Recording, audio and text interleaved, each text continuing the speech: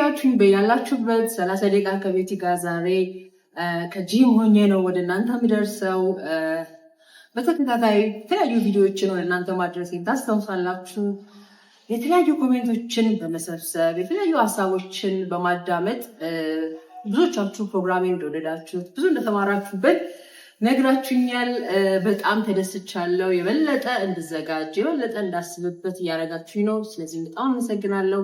ከዚህ በኋላ በፊት አርብ ይተላለፍ የነበረው ምሽት 1 ሰዓት ላይ ይለቀቅ የነበረው 30 ደቂቃ ከቤቲ ጋር በቤተልሔም ተስፋዬ ኦፊሻል ፔጅ ከዚህ በኋላ እንግዲህ ማክሰኞ ላይ ነው የሚገናኘው። ማክሰኞ 12 ሰዓት ፕሮግራሜን ማስተላለፍ እጀምራለሁኝ። ይህም በተለያዩ አለመመቻቸቶች እና ትንሽ የፕሮግራም መጨናነቆች ምክንያት በግልም በራሴም ስራ አንዳንድ አለመመቻቸቶች ስላጋጠሙን ነው።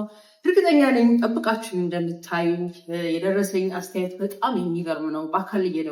በአካል እያገኛችሁኝ እንደዚሁም በግል ስልኮች ላይ የደወላችሁ ላመሰገናችሁኝ በሙሉ እግዚአብሔር ያክብርልኝ። የተሻለና ያማረ ፕሮግራም ጠብቁ። ከዚህ በኋላ ለ3 ተከታታይ ማክሰኞዎች ከሚቀጥለው ማክሰኞ ጀምሮ ለ3 ተከታታይ ማክሰኞች እስከዛሬ የተላለፉትን ፕሮግራሞች ስኩዊዝ አድርጌ ሳመሪ ይሰጣችኋል።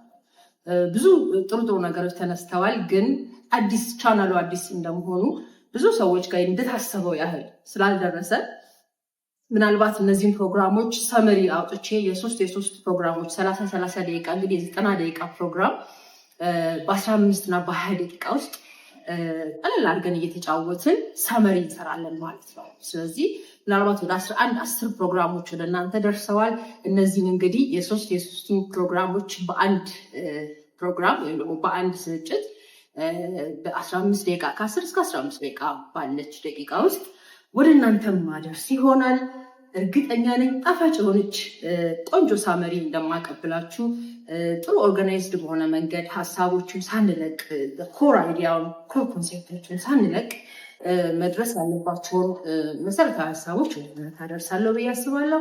እንግዲህ ድሮ ትምህርት ቤት እያለን ፈተና ከመድረሱ በፊት ክለሳ እንባል ነበረ። ዋና ሀሳቦችን ከተለያዩ ቻፕተሮች አስተማሪዎቻችን ሲከልሱልን እንደኖሩት አሁን ደግሞ ወደ እናንተ ያስተላለፉትን ሰፋፊ ሀሳቦች ጨምቄ ስኩዊዝ አድርጌ ሳመሪውን ወደ እናንተ ማድረስ ይሆናል።